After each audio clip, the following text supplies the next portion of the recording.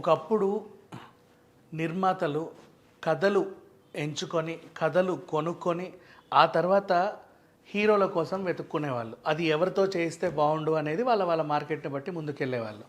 తర్వాత ఏమైందంటే కేవలం హీరోల డేట్లే నమ్ముకొని హీరోల డేట్లే కొనుక్కొని ఆ తర్వాత కథలు అల్లుకోవడం మొదలుపెట్టారు. సో ఆ హీరో చుట్టూ తిరిగే కథ కాబట్టి ఆ హీరోకి అభిమానులు ఎక్కడైతే ఉంటారో వాళ్ళు మాత్రమే చూసి నచ్చితే బాగుందనో బాగాలేదనో వాట్ ఎవర్ ఒక ఫ్యాక్టర్ డిసైడ్ చేసేసి ఆ సినిమాని ఐదర్ హిట్ ఆర్ ఫ్లాప్ లాగా నిలబెడతారు. కానీ ఆ నిర్మాతకి ఆ ప్రోడక్ట్ అక్కడ మాత్రమే అమ్ముడుపోయేది, ఇంకెక్కడ అమ్ముడుపోయేది కాదు. ఎందుకంటే మిగతా రాష్ట్రాల్లో ఈ స్టార్ హీరో డేట్లను ఎవరైతే కొన్నారో ఈ స్టార్ని ఆదరించే వాళ్ళు ఎవరు ఉండరు ఇంకా చెప్పాలి అంటే. కానీ ఇప్పుడు కరోనా పుణ్యం అని ఏమైందంటే చాలామంది కంటెంట్ ఓరియంటెడ్ కథల్ని ఎంచుకుంటున్నారు నిర్మాతలు. కంటెంట్ ఓరియంటెడ్ సినిమాలు ఎంచుకుంటే దాని సత్తా ఎలా ఉంటుందంటే నువ్వు ఏ లాంగ్వేజ్లో అయినా రిలీజ్ చేసుకోవచ్చు, ఏ దేశంలో అయినా రిలీజ్ చేసుకోవచ్చు, ఏ ప్రాంతంకి వెళ్ళైనా రిలీజ్ చేసుకోవచ్చు. ఎందుకంటే కంటెంట్ ఉంటుంది కాబట్టి ప్రతి ఒక్కరు దానికి కనెక్ట్ అవుతారు. ఇట్లా చాలా రేర్గా కంటెంట్తో వచ్చిన సినిమాలని ఈ మధ్య కాలంలో ఏం చేస్తున్నారంటే వేరే వేరే రాష్ట్రాలనే కాకుండా వేరే వేరే దేశాల్లో కూడా రిలీజ్ చేసుకొని సొమ్ము చేసుకుంటున్న సినిమాలు బోల్డ్ ఉన్నాయి. అలా మనకి RRR, అలాగే కల్కి, అలాగే దేవర, ఇప్పుడు అలాగే పుష్ప. ఈ రకంగా చూసుకుంటే జపాన్లోను చైనాలోను ఒకప్పుడు బాహుబలి రిలీజ్ అయ్యి ఎలా రికార్డులు బ్రేక్ చేసిందో సేమ్ అలాగే చైనాలోను జపాన్లోను మన తెలుగు సినిమాలు ఈ మధ్య సత్తా చాటుతున్నాయి. అండ్ పుష్ప గురించి ప్రత్యేకంగా చెప్పుకోవాలి. ఎందుకంటే జపనీస్ లాంగ్వేజ్ని ఇముడ్చుకొని జపనీస్లో డైలాగులు చెప్పి పాటలు పాడే హీరోలు ఉన్నారు, లేకపోలేదు. కానీ ఎంతవరకు ఆ ఫీల్ని తీసుకొచ్చింది అనేది ఇంపార్టెంట్. ఏదో వాళ్ళు ఏదో అన్నారు కదా అని చెప్పేసి అదే ఏంటిది అని వెగటు పుట్టించిన సినిమాలు కూడా చాలా ఉన్నాయి. కానీ పుష్ప అలా కాకుండా జపాన్లోనూ ఒక సీన్ని వాళ్ళు క్రియేట్ చేసుకొని ఆ దేశంతో ఈ దేశానికి ఒక లింక్ లాంటి అఫ్కోర్స్ అది క్రైమే, సినిమాకి సంబంధించినంత వరకు అది క్రైమే, కానీ ఆ సినిమాలో అది స్టోరీ కదా.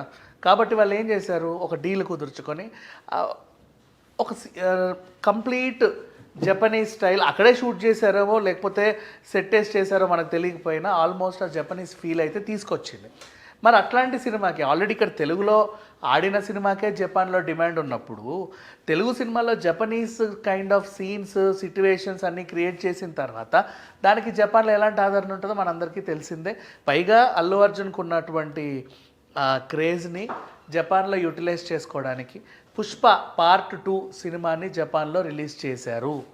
అండ్ రీసెంట్గా అల్లు అర్జున్ కూడా మన తెలుగు సినిమాకి ఇక్కడ ప్రమోట్ చేసినట్టుగానే జపాన్కి కూడా వెళ్ళి అక్కడ లోకల్ టీవీ ఛానల్స్కి ఇంటర్వ్యూలు ఇస్తా, జపాన్ లాంగ్వేజ్లో మాట్లాడి వాళ్ళందరినీ ఉత్సాహపరుస్తా చాలా చాలా చాలా చేశాడు. రాష్ట్రం కానీ రాష్ట్రం మొన్న బీహార్కి వెళ్తేనే ఎంతమంది వచ్చారో మనకు తెలుసు. అలాంటిది జపాన్లో ఇంకా అంతమంది వచ్చేసరికి నిజంగా ఈ సినిమా అక్కడ ఆడుద్దని అనుకున్నారు. అనుకున్న విధంగానే జపాన్లో ఈ సినిమా సునామీ సృష్టిస్తుంది. మొదటి షో నుంచే జనాలకి విపరీతంగా నచ్చేసింది. ఇంకోటి చెప్పనా, మన తెలుగులో కూడా స్టార్టింగ్ రిలీజ్ అయినప్పుడు ఒక ఎత్తు అయితే తర్వాత ఎప్పుడైతే 20 minutes రీలోడెడ్ వెర్షన్ వచ్చిందో 4 గంటల సినిమా అయినా సరే ఎగబడి చూశారు. 4 గంటల సినిమా అంటే ఇంచుమించు ఒక 5-6 ఎపిసోడ్ల వెబ్ సిరీస్తో సమానం, 6-8 ఎపిసోడ్ల వెబ్ సిరీస్తో సమానం. అయినా సరే ఓపిక్గా ఒక సినిమాని అంతసేపు చూశారు అంటే సినిమాలో ఉన్న కంటెంట్.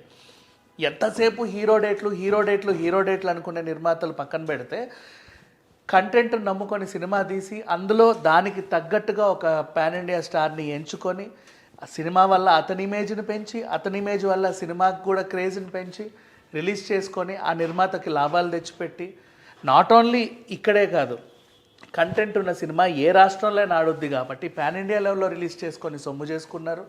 కంటెంట్ ఉన్న సినిమా ఏ దేశంలో ఆడుద్ది కాబట్టి ఇప్పుడు పాన్ వరల్డ్ టైప్లో ఏ లాంగ్వేజ్లోనైనా సరే రిలీజ్ చేసుకొని సొమ్ము చేసుకుంటున్నారు. సో ఇకనైనా సరే మన నిర్మాతలు బుద్ధి తెచ్చుకోవాల్సింది ఏంటంటే ఆ హీరో డేట్లు ఈ హీరో డేట్లు అని వెతుక్కునే బదులు ఆ హీరో చుట్టే తిరిగే బదులు కంటెంట్ ఉన్న కథల్ని ఎంచుకొని మంచి మంచి హీరోలు ఎవరికైతే ఆ బాడీ లాంగ్వేజ్ సెట్ అవుతుందో ఆ హీరోలతో చేస్తే ఆ కంటెంట్ డెవలప్ అవుతుంది, ఆ హీరో ఎలివేట్ అవుతాడు, నిర్మాతకి మంచి డబ్బులు వస్తాయి, ఆ దర్శకునికి కూడా మంచి పేరు వస్తుంది.